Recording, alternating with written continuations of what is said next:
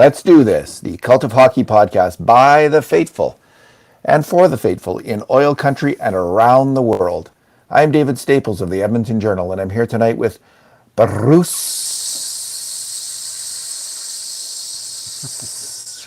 McCurdy. Hey, Bruce. Hey, David. Happy folks in Edmonton tonight, and you and I are two of them. But there's a whole lot more than us that are celebrating a fairly monumental occasion. It's amazing, eh? Wasn't that what an amazing season? And I know it was mentioned at the start of the year as a possibility. I certainly thought it was a possibility in 56 games. Yeah, I But to remember see it that. realized is it's just spectacular.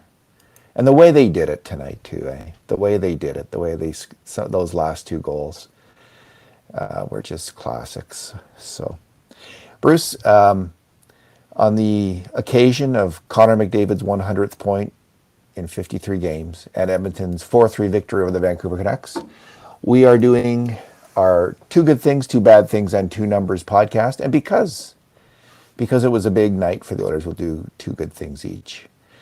So, why don't you start it off?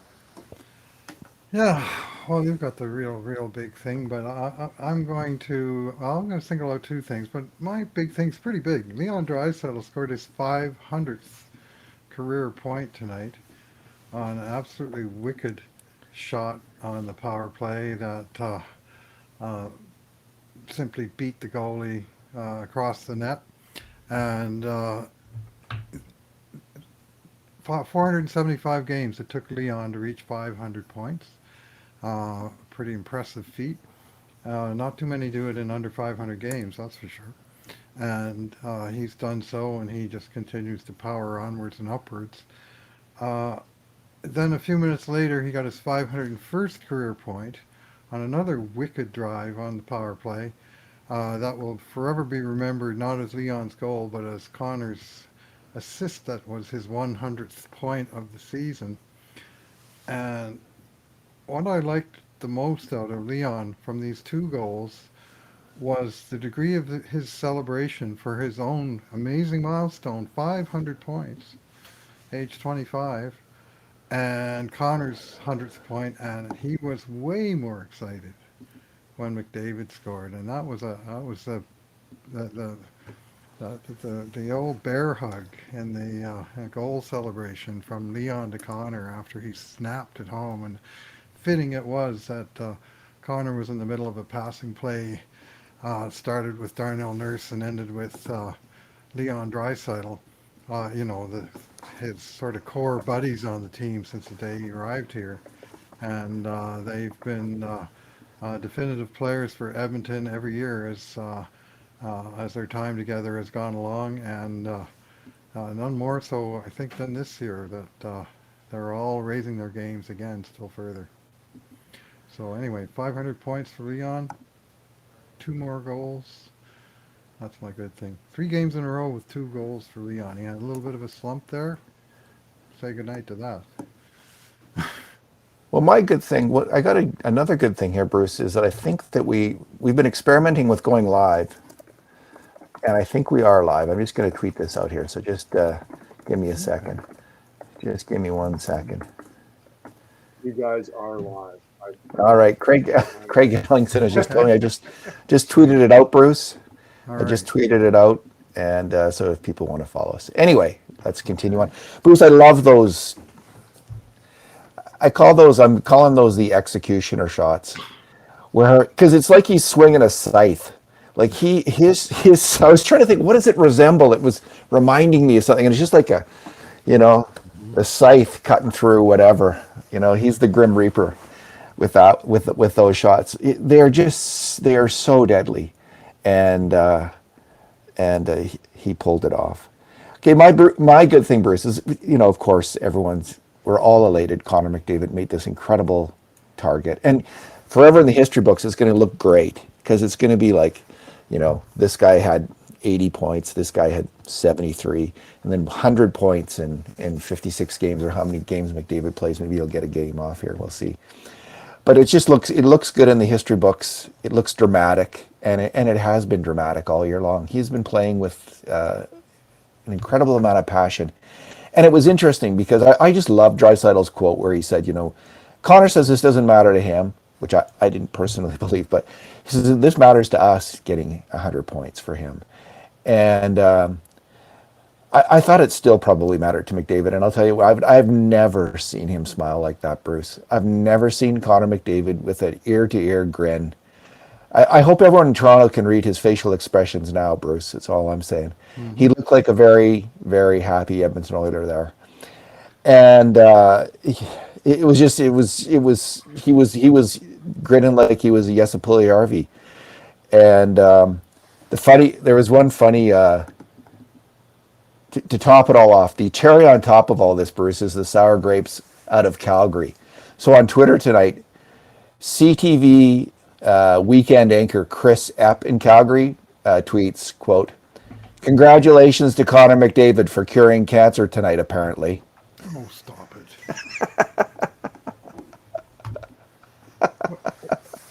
Is he in the sports department, or I is don't he? know.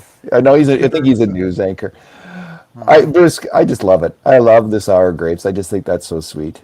That's pretty special.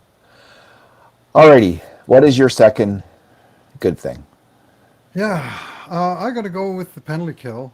Edmonton's penalty kill was in charge tonight, in control. Vancouver did get 5 shots on net, but they also had 5 power play opportunities.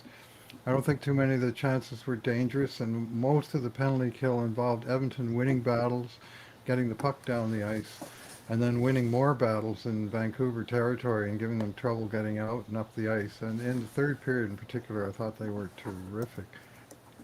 And they had to close down a couple of Vancouver power plays, protecting that 1-goal lead down the stretch, and they just dominated. And they said on the broadcast, and I have no reason to disbelieve them, that Edmonton's allowed 3 power play goals against in 18 games. I mean, that's fantastic. That was one thing this year. I thought, yeah, I think Edmonton can probably duplicate the power play from last year that was first in the league, and indeed it's first in the league again. But I wondered if they'd be able to capture lightning in a bottle again on the penalty kill, and they did have a tough start. But they've just got better and better and better as the season has gone along on the penalty kill, and it's reputedly a specialty of Dave Tippett, and I've seen nothing during the 2 years that he's been here that would dissuade me from that notion. I think their back end, Bruce. What I'm noticing is that the forwards aren't allowing any of the the high-low angle seam passes. It's much more rare than it was earlier in the year. But the defense in front of the net. Adam Larson is having he's having a Rod Langway kind of season in terms of being a defensive defenseman this year. That's how good he is. And he played 3:35 on the kill. Nurse was at 5:40 on the kill. Darnell Nurse has just been amazing. Mm-hmm. So Ethan Bear really battles well on the penalty kill. I think they're all getting it down. They missed Clefbaum quite a bit on the penalty kill. He had developed last year into quite a spectacular penalty killer, making all the right reads and plays. And I think they missed him early on, but I think that all the other guys are picking it up, and they're really relying heavily on Nurse in this situation, obviously. So it's just part of the load that he carries on his back every single night. But the forwards are in sync. But I think the defensemen are the key here, and the goalie, of course. Not a lot of big saves. Was there how many did they get on the power play? The Canucks tonight. Let me just check here. 5 shots, but I don't know how many of them were grade A chances. So Okay, power play. Let me just check here, Bruce. Two of them. Yeah. There was one. There was one off a face-off. Mm-hmm. And then there was the 2-on-1 after Horvat made that weird high stick play that wasn't called in his own end to shoot the puck up the ice, and they got a 2-on-1 off of that. Mm-hmm. So those were the 2 chances. Yeah, that was an illegal play that they completely missed. If Vancouver had scored there, Edmonton might have challenged that, and they would have won the challenge if they did challenge it, because the puck was a good 6 feet in the air. Horvat kind of did the overhand chop of it as Nurse tried to grab it on the rebound. And all of a sudden, there was 3 Oilers trapped, and away went the Canucks. Well, that was one where I think was we couldn't really blame any of the defensive players because they weren't really beaten by hockey play. All right, we're getting some comments here, Bruce. This Okay. is from Chance Harvey. He says, it's about time you guys started your live stream. I hated having to wait hours for it to get uploaded. And here's from Dwayne Neufeld. Would be a good idea to adjust the volume on either David or Bruce. David is way louder. So what I'm going to There we do, go again. yeah, we had this problem last time. We didn't have this problem when we did the Skype podcast, but we're having it now, and we had it previously when we were using some different technology. So same issue with this time, Bruce. Anyway, I'm going to just push my thing a little further away from me, and maybe you sit a little closer to your mic, and we'll see if we can make it work. Just about right on top of it, because our trial podcast we had noticed the same issue, and Yeah. like David says, with Skype or with Google Hangouts that we used before, we used to be able to control and balance the volume a little bit. But Well, we'll it's try a to figure. work in progress, folks, and we'll get better at it. It's good to get the input though, right in live, and we can see if we can adjust here. All right, Bruce. My good thing, my second good thing, was the play of the top line, and this is a top line I've been wanting to see since the start of the year. You know, is the one because I thought let's reunite the dynamite line of Nugent Hopkins, Draisaitl, and Yamamoto. And the funny thing is they have been reunited for about 100 minutes now, and they haven't played that spectacularly. They haven't really clicked like they did last year. This line of Cahoon, Puljujärvi, and McDavid has only been together for about 50 minutes now, but Bruce, they look good. This line looks like it could work, and to me, that's an exciting thing. So works because it's got Connor McDavid, obviously, but Dominic Cahoon is a very interesting player. He is the ultimate kind of complementary player in that he doesn't really want to carry the puck that much. I don't think he likes moving that puck, and I've noticed he's been playing with an extra spring in his step, going a little bit faster and harder. And tonight, right off the hoppers, he set up Cahoon set up Puljujärvi for a great chance. He went angle seam pass, and Puljujärvi got a really good backhand shot right off the top. Early in the second, Cahoon almost scored. McDavid seemed to pass right across the whole goal crease, front of the goal crease area to Cahoon, and Cahoon kind of muffed it a little bit, but then he did get a good shot off. And finally, Bruce, and this is something could be a dramatic development for the Edmonton Oilers if this can be done consistently. Puljujärvi's goal was in many ways my favorite goal of the night, because we all know that Leon Draisaitl can execute the executioner's shot. He can get that one-timer and just kill with it. But in the last couple of games, we've seen Puljujärvi. I think is it 2 games in a row or 2 out of 3 games where he has scored this kind of goal, absolutely drilling the puck off a one-timer shot, and that is so significant. If McDavid and he can, if because it frees up Draisaitl then to lead his own line. It really does. And the reason I like this top line is, and I wrote this when it was announced again on Friday, they were doing it, was when Draisaitl and McDavid are together, McDavid is looking for Draisaitl, Draisaitl's looking for him, and JP's kind of, or Yamamoto, whoever it is, they're kind of filling in, they're just doing what they can to help out and try and win some pucks in front of the net and in the corners. When it's just McDavid and Puljujärvi, McDavid is now trusting this player. 23-year-old Finn had his big birthday party happy birthday on the ice the other day. And he's looking for him. And that's how Puljujärvi is going to take this next step in his game and become a bit of a sniper, someone who can score goals. But he's got to be able to finish, or McDavid's just going to be frustrated with all his great passes gone awry, which is what we've seen all year long, right? With RNH, couldn't score. We've seen it with other players getting his passes, but now Puljujärvi is starting to drain these shots. So we'll see if he can do it consistently. Not going to happen all the time, but I'm starting to think, yes, you're going to be able to do that. Your thought? Yes, indeed, yes. My thought is that now in his last 15 games, he's got 7 goals, 5 assists, and he is a a major plus player, I think plus 9 or 10 over that time. And he's really starting to find the net. And this is 2 games in a row. He scored on a wicked one-timer on his stick, off his stick, upstairs, right in the top of the net both times with hard one-timers. And those are the kind that they either hit the goalie or they go in. And he's been finding the holes. And I think his shooting percentage might be running a little hot, but it was running a little cold earlier in the year, and those things tend to balance out, and that's what it's doing right now. And it's good to see that he does indeed have a finishing touch. Lots of people said when the Oilers signed him this year, they just hoped he would be a 15 goal scorer, 15 to 20 goal scorer. And I always thought they were talking about over an 82 game season, so to, lower your Yeah. expectations to 10 goals for a 56 game season. Well, tonight he scored his 15th. So he is a 15 goal scorer as of now. And he doesn't have time to get to 20, but if this were a regular full season, he'd be on pace for 23 or 24 at this point in time.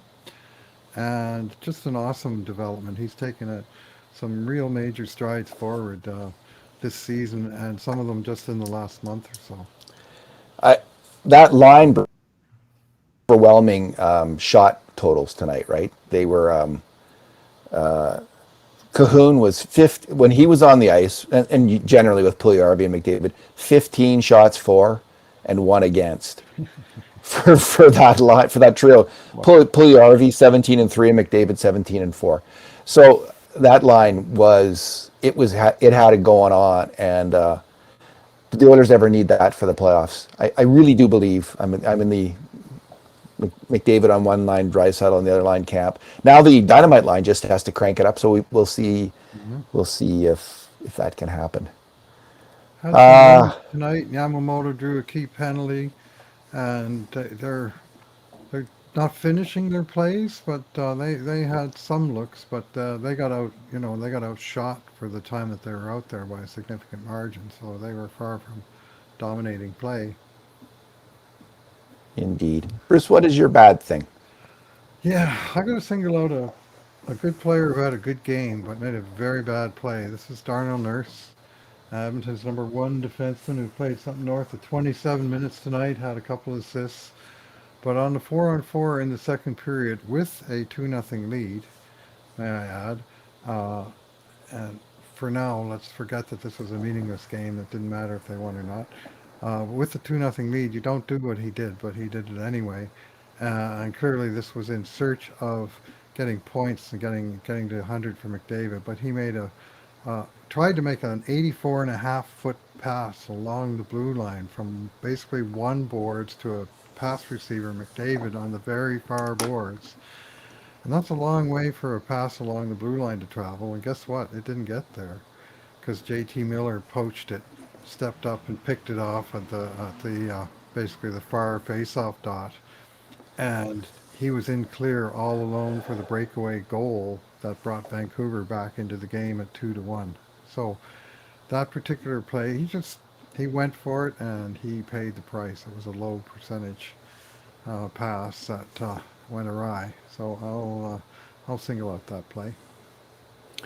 Yeah, I'm gonna single out some defensive, and it was a little bit of a loosey-goosey affair tonight. Yeah, the scoring chances in the second period were 10-8, which is sometimes what you'll get a total for an entire game, right? Overall, it was 15-11, but that second period was like they decided they were both the Harlem Globetrotters and were going to just start to make the fancy plays. They were both the Washington Generals, one of the two.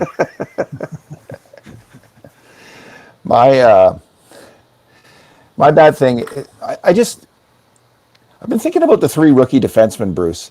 Mm-hmm. Caleb Jones, not rookies anymore. Second year, I guess. Lagoson's a rookie. William Lagoson, Caleb Jones, and Ethan Bear. Mm-hmm. And Ethan Bear has rounded into form, and he's playing pretty well. It's not much of a vote of confidence, though, is it? What's happened with Jones and Lagoson this year? They had put in their time, and what do they do at the start of the year? They bring in veteran Slater Cuckoo, and then they trade for Dmitry Kulikov. So there's a little bit of a message being sent there that the coach You might be part of the future, but you're not necessarily being counted on in the present. And I think it's games tonight that we might see some of the wisdom of that decision, Bruce. Games like Jones made 5 major mistakes on grade A chances against, according to our count. Bear made 3 and Lagesson made 3. A defenseman a defenseman who's doing his job is going to make about 1 a game. But when you get to 2 or 3, that's iffy. And when you get to about 5, well, that's where the coach is thinking you're really iffy. And we like all these players. We've praised all these players in the past. Caleb Jones is a fantastic puck-moving player. William Lagesson can play tough and smart, and Ethan Bear has a solid all-around game. But they do struggle now and then, and we saw it, I think, on the what was it, the fourth goal for Vancouver, where they come busting in over the line, and Ryan McLeod gets beat at the line. It's the 3rd goal. Yeah. No, it's the 4th. Yeah, they didn't score 4 goals. It's their 3rd goal. So McLeod gets beat at the blue line. Jones is just giving up too much gap, and he's backed up too far, and he allows the pass over uncontested. And Bear is slow getting on the shot, and he screens the goalie, and it's a goal. So these were all just kind of quick and small mistakes, Bruce. But they added up to a goal against, and we saw a lot of these quick and small mistakes. Today I did a post, Bruce. I don't know if you saw it, but in our scoring chances document, we not only say if a player made a major mistake on a scoring chance, we categorize what kind of mistake it was. Turnover or, allowed the pass into the slot, allowed the slot shot. And defensemen are going to allow lots of slot shots and passes into the slot. This just goes with the territory. I think what kills the coach, though, is when they allow a breakaway, they allow a 2-on-1, they make a bad pinch, they make a bad line change, and the worst of all is a turnover, because turnovers in your own zone are really hard to recover from. They can be back of the net in an instant. So the interesting thing about a player like Chris Russell, one of these veterans who's been here forever now, this year, Bruce, he has made zero turnovers that has led to a grade A scoring chance against Chris Russell. Wow. Caleb Jones, in fewer minutes, has made 6. And Ethan Bear, in slightly more minutes, has made 10. If you look at all these kind of bad mistakes in total, Chris Russell has made 1/10 the rate that Caleb Jones has made of them. So overall, Russell makes about half a number of mistakes that Jones makes. But when it comes to these real ones that might get the coach looking at you with a funny look in his eyes, Jones is making a lot more than Chris Russell. So I don't want to make. I've made a lot of it already, so I just want to back away from that and say I don't want to make too much of this. These are players that are still developing, and I think all are NHL players. But for people who wonder, like, why does the coach play Chris Russell? Or why does he keep going back why is he going to go to Kulikov? I think to me, it's so obvious when you just watch the big glaring chance plays and see who's making the mistakes. It's not so much Chris Russell, and it's more often these young. Yeah, well, I mean, the puck movers make up for some defensive woes with positive plays, getting the puck moving in the right direction, which is an area in which Chris Russell is heavily criticized, and with cause. But Russell is old, reliable, dependable, veteran defenseman, and those are all words that coaches love. And I am kind of seeing what you're seeing in terms of when it comes time for the playoffs. I'll be surprised if we don't see Russell in there, to be frank. Yeah, there's going to come a time when they just need to shut down the other team and play a super safe game and have super safe moments in the game. And that might actually be the first playoff game where they decide to go this route.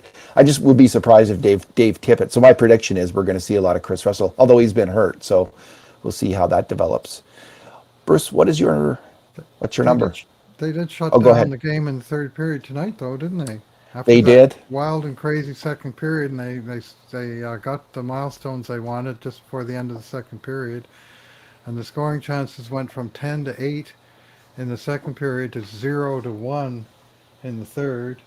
And the shots on net went from 19 to 12 to 3 to 8 as Edmonton basically concentrated on shutting things down and holding the 1-goal lead through the whole third period, which they've done successfully a number of times and did again tonight. So that's kind of the coach's ideal, I think. And to the young defenseman's credit, tonight they didn't have a lot of trouble in that third period.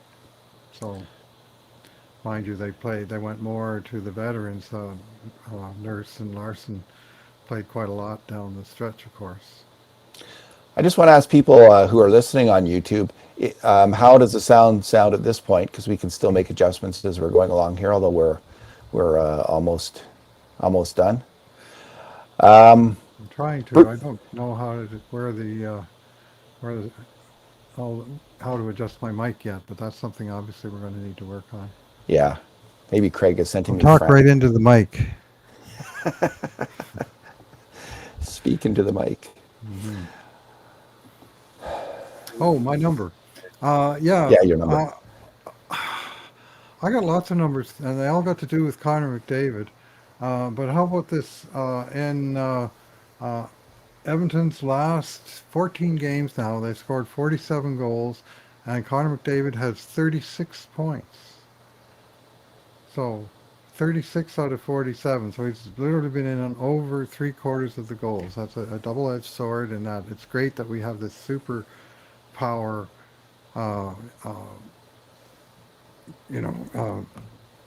superhero with magic powers that can make stuff happen. But 11 goals from the entire rest of the roster on plays that he wasn't involved with in 14 games isn't that impressive. I mean, this series against Vancouver, 4 games, 16 goals for the Oilers, 13 points for McDavid. Like he's driving, it seems like, the entire offense. And on the season now, the Oilers have 174 goals, and McDavid has 100 points. So he's in on almost 57.5% of the offense, which Wayne Gretzky's greatest season, the great Wayne Gretzky, greatest scorer of all time, was a shade under 51%, because the Oilers' second line scored a lot, and their depth scorers scored a little bit. And whereas it seems like as we're ramping up here, it's more and more McDavid. And I mean, the good news is he's ramping up. 36 points in 14 games is positively Gretzkyan, right? That's over 2.5 points a game, which if you stretch it out over a full 82-game season is over 200 points, which only the great Wayne Gretzky has ever done in the history of the NHL.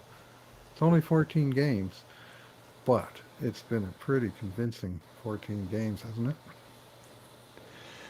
Mark Simpson says Bruce is the most underrated Cult of Hockey member. There you go. Thanks. I rate you highly, Bruce. I rate you highly. So does Kurt.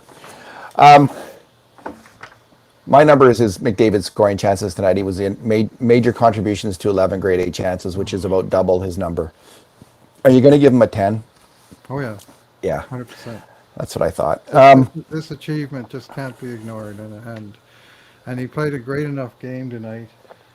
You know what? Connor McDavid blocked 3 shots tonight, most on the Oilers. He blocked 3 shots. And his face-offs were pretty good and too, right? 11 out of 16 on the face-off dot for 69%, best on the Oilers. Like he certainly carried the team in this game. So just on the basis of this game alone, but the 100-point achievement is more, he's getting bonus point for what he's accomplished for the season as a whole, which bumps him from an ordinary old 9 outstanding game, which he does regularly, to the full 10. I feel I have no choice. I feel like, Bruce, that he's reached another level of being a superstar.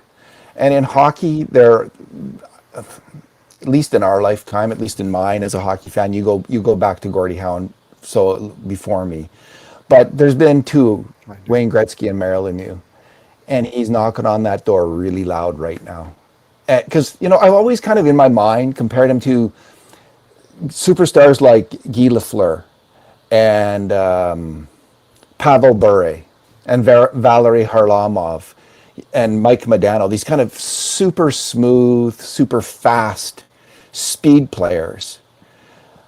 But there's a different element in his game this year in terms of kind of guile and intensity, fooling the shooter, fooling the goalie with his bearing down in the game and competing at a Gretzky like level of intensity or a Bobby Clark like level of intensity. And this is the other element I'm starting to see in his game. He's starting to bring the elements of combining a Lafleur kind of player with a Bobby Clark kind of player. And that's a player, Bruce, who could win in the playoffs. And so the one, obviously for Connor McDavid's, legend and his stature in the game to grow ever higher, he's got to win a Stanley Cup. That's got to happen. There's still time for that, and he's trending in, by bringing that nasty, ferocious Bobby Clark element into his game. He's trending in that direction. It's coming together for him as a player right now in a way that it has never done before, and he is rising to that very highest level of NHL, absolutely fantastic superstar.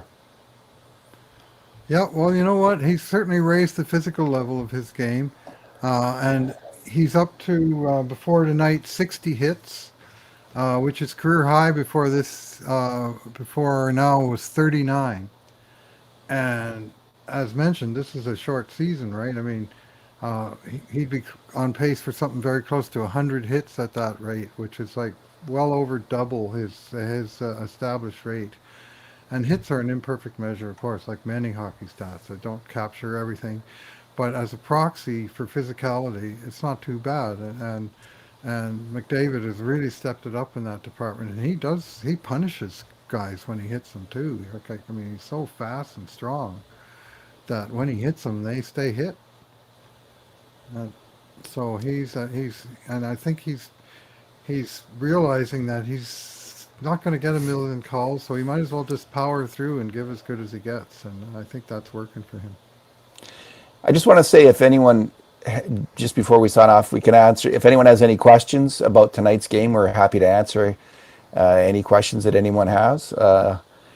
Bruce, of course, it's not just McDavid, but we've seen this for Draisaitl from years, the physical element, and he drilled, who did he drill? Miller? Tanner Pearson. Oh, Tanner Pearson. Pearson Yeah. nailed him earlier in the shift, and Draisaitl hit him almost identical hit on the opposite boards about 25 seconds later, as they were both going off for a line change, and talked afterwards too. Like, if you're going to take runs at me, you better keep your head up, buddy, because I'm quite capable of taking runs at you.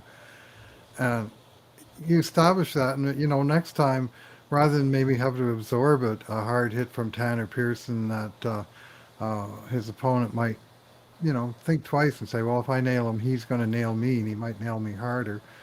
Or it might be one of those opponents that you have to get involved and take the hit and give the hit back. But you got to stand up for yourself, and Leon sure did there. I really like that. Here's a question from Chance Harvey, Bruce. Thoughts on Smith tonight, boys? Yeah, so. His puck handling was a bit of an adventure a couple of times, and yet at other times he made at least two, I thought, great stretch passes in this game. I thought his puck handling was very good in the third period, and he shut her down. It wasn't anywhere close to his best game, but it certainly was good enough. And he made a couple of big saves at key moments, and he got bailed out on a successful offside challenge that Tippett called on a play where Ethan Bear forced the offside, and the linesman missed it, but they certainly got it on the review. And overall, Smith was good, not great. Yeah, he looked. I'm just trying to look up his record. What's his record now, Bruce? Do you recall his one-loss record? Yeah. Let me just check here. It's good. Anyway, I wrote a piece earlier this week, and Jonathan Willis wrote a similar piece where we looked at him compared to other goalies. 20 wins now, and 6 losses and 2 other losses. Overtime. He's got, I think, the best winning percentage of any 38-year-old 38, 39-year-old goalie in NHL history is having the best year. So this really bodes well for him. All right. Who would you like to see with McLeod, Bruce? Asks Jake. I thought his speed is underutilized with Neal and Chase on. Who would you like to see with McLeod? I actually didn't mind that because Neil and Chason need someone with them who can really skate. And that's where we've seen Kara in the middle in the past on that line, and it's certainly a big, heavy line, but none of them is a real speedster, whereas McLeod really is. So I didn't hate that, and you know he almost scored tonight. Neil made a great pass to McLeod to set him in clear, and it was a very, very good save by Thatcher Demko that prevented.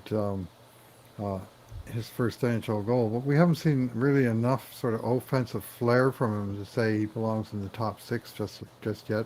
But wherever he fits in the bottom six, like you got tonight, they wanted to go back with 14, 15, 16 as their main checking line, uh, with Kara between Shore and Archibald, and so McLeod got the other guys, and they were the two big veteran wingers, and I thought they were okay. 14, 15, and 16, the teeny bopper line. Mm-hmm. I I'm with you, Bruce. I like McLeod with Chason and Neal, partly because I like Chason and Neal. I think that they, especially in the playoffs, they came through last year. They were some of the few Oilers players who really brought their A game. They're big, rugged guys who are solid defensively and can get in and forecheck. So combine that with a young guy with some real speed to scare the other team. That's a line that could work. You could try, I guess. I know some people really want to see Ennis. And the line of Ennis, Kara, and Archibald was quite good earlier this year, so I wouldn't be averse to seeing that. But I don't mind Shore either. I'm fine with either of those players. But I think they have the makings of two fairly decent playoff bottom third and fourth lines there. So I'm all for that. All right, let's see. Man, these questions come by so fast, Bruce. You can actually go on YouTube and see on the Journal website, Edmonton Journal YouTube. And someone was asking, should they rest players in your opinion? Should they rest players? Okay, here's from Steven. Do you rest the big guys and risk playing Montreal in the first round, or play to win and ensure we face the Jets? I can go first on that one. Yeah, go for it. Heck if I know. That's a very. I don't know if Connor McDavid and Leon Draisaitl want to be rested for one thing. Like I don't know if that's in their DNA. So you have to run it by those guys, And then would they even ask? Would they ever ask to sit out? I don't think they would ask. I just think they want to be there. They want to be part of this. This is their life. This is what they do. They don't want to sit. And so should Tippett play them 15 minutes a game instead of 25 minutes a game? Yes, I will definitely say that. I guess Shea Weber's out and now Deneau's out. So there was some bad karma for those two players for all their dirty tricks in the last game against the Oilers, and now they're both banged up and out. So Tom Wilson got hurt tonight too, I noticed. There you go. Three. Yeah. Bad karma comes in threes. So Montreal is 2 points back of Winnipeg. They have only the two games left against Edmonton, and Winnipeg has the tiebreaker. So basically, if Winnipeg wins one of their remaining three games, they're in third place. And of course, Edmonton's locked into second. In fact, the early games tonight have clinched before they dropped the puck. Toronto was wrapped up first, and Edmonton had wrapped up second, and they had nowhere to go. So winning this game was actually a secondary consideration, and they played it that way for two periods. But then they got down to business in the end. So I think it will be Winnipeg just by virtue, because I know the Jets, I think they got at least one game left against the Canucks. So they've got, I think they've got a favorable schedule. Let's just have a quick look at Winnipeg's remaining slate. So weird, eh? Tonight was supposed to be the last game of the entire season. There's all these games scheduled. Winnipeg plays Vancouver, and Toronto. to end the season. So 2 home games against Vancouver on uh, on Monday and Tuesday. You got to think they're going to win at least one of those games, and that will get them lock up third place for them. Elliot Friedman was suggesting that there's going to be a big gap between the end of the regular season and the playoffs starting for the Canadian teams. Did you hear him say that tonight? Thought I I heard did him not. say that. Pardon me, Bruce? No, I didn't. Thought I did. Maybe someone will have to fact check me on that. But I think that is the case. And if that's the case, then there's less of a need to, worry about resting any player. But again, I don't think McDavid or Draisaitl want to be rested. I think Connor McDavid would like to now score 110 points. Mm-hmm. So, 112, man. Two per game if it gets to 112. wow. You only need three fours to get to that. I say only with with a twinkle in my eye, but geez, the way he's going, I wouldn't say it's impossible. Henry Lim says, David, will the team get vaccine shots to get side effects, sore arms out of the way before the playoffs? Henry, we don't know. Like, we're not insiders. We're just guys who watch the games at the TV at home. So we're not really privy to that kind of inside information. One would hope that hey, it's the vaccine's going to be available to pretty much everyone on Monday, right? And I can't imagine the Oilers will put it off. And there seems to be a lot of vaccine, and it's first come, first serve. So I hope they got their fingers on the phone first thing Monday morning and make those calls and get that team vaccinated as quickly as possible. So they were talking about the American teams being vaccinated, but they were talking about fully vaccinated, having both their shots, and 2 weeks after the second shot. And once teams writ large reach that milestone, they're relaxing the restrictions on those teams. So, but that's a pipe dream for the Canadian teams. I mean, they'll be doing well if they get one shot, and I can't imagine them going for a second one at any point during the playoffs. Especially, second one's supposed to have a bigger kick than the first. Alrighty, well, Bruce, we're getting some more things about the volume on your thingamadoo. I know that's frustrating for you, but we'll figure this out. We will figure this out, and I know that you're frustrated by that. But we have been through bigger technical problems than this, Bruce, and we have solved them half the time, if not 25% of the time. So I'm sure there's 10% chance we will solve this issue. Yeah, they must. I mean, this new platform we're using, they must have. This must come up, and there must be frequently asked questions, or there's got to be some instruction, something I didn't do with my mic settings, or something that I never needed to do in the Skype era. So we'll work on it, and I do apologize to folks, and I hope you could at least hear some of the things that I was saying in between David's noise. They can hear you just fine, Bruce. You just want to hear you more loud and clear instead of me yelling in their ears. So there you have it. Bruce, as always, first of all, I want to thank everyone who's been providing comments and have been following this live. This is an exciting thing for us. It's kind of confusing for us because we're going to have to look at the comments and then think about what we're saying. We're just used to talking to each other and looking at our notes. So this is a whole new multimedia experience that we're probably going to live to regret. And but no, it's really cool. We heard from so many people like, geez, you guys, your podcast isn't posted till like 1 or 2 hours after the game. That sucks. Right. And is there anything you could do about that? Mm-hmm. And so, we asked Craig Ellingson, the Journal guy who's editor who solves these problems, and lo and behold, Craig solved the problem, although we got a few glitches that we're still working out. So thanks everyone for participating in the live feed. And Bruce, thank you again. Always a pleasure to talk to you. Indeed, always a pleasure to talk hockey. Love it. We will, then I do want to add my thanks to people for listening and for your patience as we work through the new system. The whole idea was to do live post-game podcasts for the playoffs. So this is kind of it's like the Oilers tonight. A few glitches, but at the end of the day, we're going to come out on top. Alrighty. And in the meantime, and in between times, this has been another edition of the Cult of Hockey podcast. Hat tip to Ed Whalen.